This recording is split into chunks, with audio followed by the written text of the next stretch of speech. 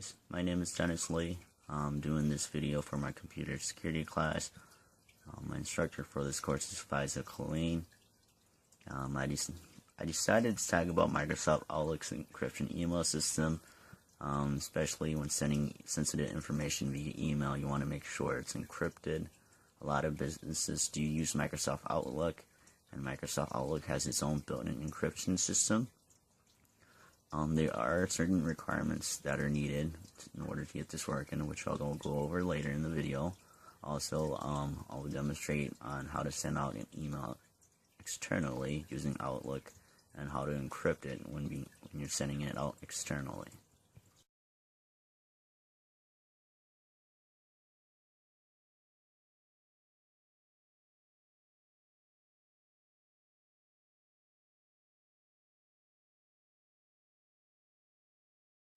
In order for this to work, the sender and the receiver both have to have a digital certificate or digital signature set up. As you can see on the slide, the receiver has to have a digital certificate that supports encryption. And sent internally, Outlook automatically knows to decrypt and encrypt emails. This is especially in the case where the users have been set up on the same Exchange server. Within the same Exchange server, the user and the sender, their certificates are published in the GL list, the global address list. So basically, this allows a copy of the receiver's public key to be stored in the Exchange server. I said earlier, when it is sent internally and they're on the same Exchange server, Outlook will automatically look in the Exchange server first for the corresponding public key. That's how they automatically encrypt and decrypt emails when they're sent internally and when the users are set up on the same Exchange server.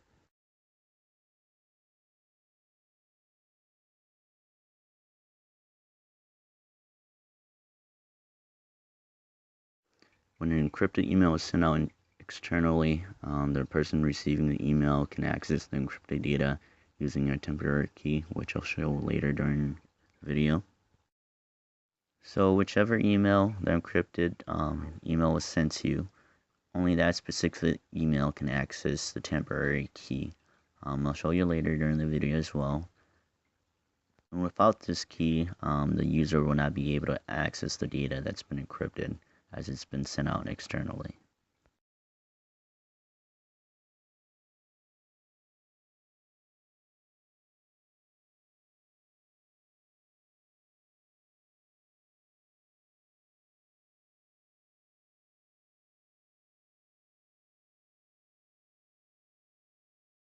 I'm going to be using Office 2007. It's basically just to demonstrate that you do need a digital signature. As you can see, I just opened up Outlook. I have my personal email set up in sync with Outlook. To get this working, you have to sync up your email with Outlook if you want this working. We want to go to Tools. We want to go to Trust Center. And then we want to select on Email Security. And as you can see here, you can see it says encrypted email. There's two checkboxes that are unchecked. So basically, we're not sending any encrypted emails yet. When it says encrypt contacts, an attachment for outgoing messages. The second one says add digital signature to outgoing messages. And then we look a little bit towards the middle, you see digital IDs. If you already have a digital ID, you want to go ahead and import it. If you click on it, you can go browse for it, and you can select it. If you don't have one, there's a button right here that says get digital ID. If you click on it, it's going to open up in a web browser. It's going to take you to Office Online. As you can see here, this is digital ID, digital identity, and they can be used to sign important documents electronically. To find services that issue digital IDs for your use or services that complement Office and use digital IDs, check out the service listed below. As you can see, Microsoft has listed multiple vendors where you can get an email certificate or signature. There's also trial versions, as you can see for the first one. ARX co-sign digital signatures. This is to learn more. Download a free trial. Start digitally signing your documents. Alright, so we want to go back into Outlook. So, in case you're curious to see if this works without a digital certificate, it will not. I'll show you. If you click this and you check this.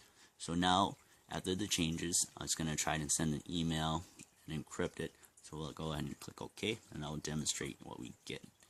So you click on new email, put in my other email address. I'm going to do a test. So basically now when you try to send an email, it's not going to work because we don't have a digital certificate set up. Click send. As you can see, there's an invalid certificate message that comes up. It's just Microsoft Outlook cannot sign or encrypt the message because you have no certificates, which can be used to send from the email address. That's my email I set up with Outlook. You can do either of the following. Get a new digital ID to use, or you can do the following steps, which I did earlier, which is click on Tools, click on Trust Center, click on Email Security, get digital ID. I'll go over this again. So let's go ahead and click OK. Click OK. Let's go ahead and close off of this email. We don't want to save changes. So the steps told us to do the following, as I already did, but let's go over it again. Tools, Trust Center, Email Security, get a digital ID. And here's the site again. So basically you want to get a certificate or email certificate signature set up first in order for this to work.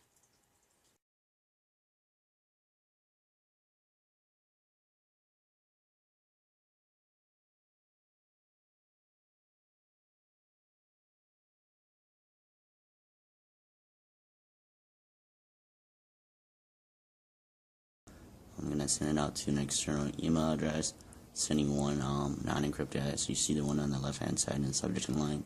This is non-encrypted. The message says this message is not encrypted. The one on the right hand side, you can see the subject line. This is encrypted email, and in order to encrypt the email when sending it externally, you have to put square brackets and the word encrypt. As you can see in the message I wrote, if you can read this, you have unencrypted the email. So I'm going to go ahead and send both of the emails. Send first the non-encrypted email, and then send the encrypted email. As you can see, it's going to go to the external email address. So let's go ahead and go to my Gmail on here. Alright, so I'm just going to refresh it. We'll just wait for it to come down. It's loading. As you can see, both of them came in. You can see in this one, this is the encrypted, but let's go ahead and do the non-encrypted email first. When I click it, as you can see the message clearly. This email is not encrypted. So we'll go back to the inbox. And then this is the one that's been encrypted. As you can see in the subject line, this is square bracket and the word encrypt. Go ahead and click it. As you can see, this is a message that's received when you receive an email that's sent out externally and it's encrypted. As you can see in the message, to view the message, save and open the attachment. Follow instructions, sign in using the following email address, which is basically the email that I sent it to externally. So we'll go ahead and click on the download. It's HTML, so we're going to go ahead and open it. It's going to open up in a new browser. This is basically what the message is going to say. Encrypted message from dennislee@state.mn.us, which is the email I use that has an encryption system. This is, as you can see, to view the message, sign in using the following email address. The first option is to sign in and view your encrypted message. There's also the second option, which says I don't want to sign in, get a one-time passcode to view the message. So let's go ahead and do that. Looks like it's still loading. As you can see here, we send a passcode to the recipient's email address. Password expires in 15 minutes. There's a reference code 9507. There's a passcode. So let's go back into my Gmail. Go to my email. As you can see, email was just sent to me. Microsoft Office 365. Your one-time passcode to view the message. Go ahead and click that. Since here's the passcode you requested to view your encrypted message. The matches reference code 9507. Go back here. Reference code 9507. Here's the temporary password key. Go ahead and copy that. Go back to the message. And the passcode. Go ahead and click continue. After putting in that, it's on an unencrypted email, and as you can see, this was an encrypted email. After putting in the key, you can actually see the message now. If you can read this, you have unencrypted email. So let's go back here to inbox, back to the encrypted message here. As you can see, there's nothing listed here. After it's been unencrypted, you can see the message here. So this is basically how you can send an encrypted email and a non-encrypted email from an Outlook account that has a digital signature and how to encrypt it and unencrypt it temporarily.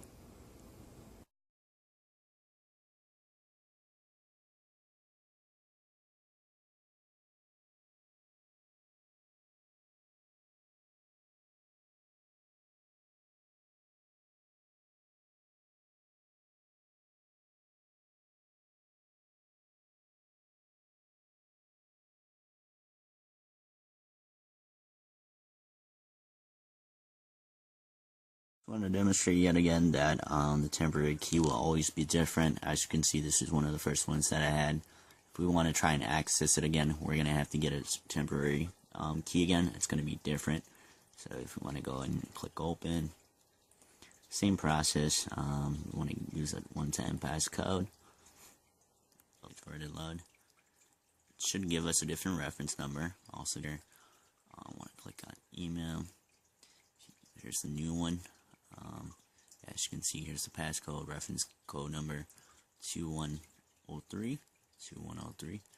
Go ahead and paste this. Click continue. Here you can see it's loading. And here you can see the email. So we try to access it using the same one. It should not work. Let's go ahead and go down here. Click download. Open up again. We'll do a one-time passcode again. While that's loading, here's a new reference code. You should get a separate email again. So if you want to try using the same one that we previously did use, it should not work. As you can see, let's paste. Click continue. Alright, it's going to say the passcode is incorrect. So we want to go ahead and use the new one then. So basically, these keys are temporary. Anytime you try to access that encrypted email again, and if you select temporary key, you will get a new temporary key, and you will have to use that new one. Alright, as you can see, you can read it now.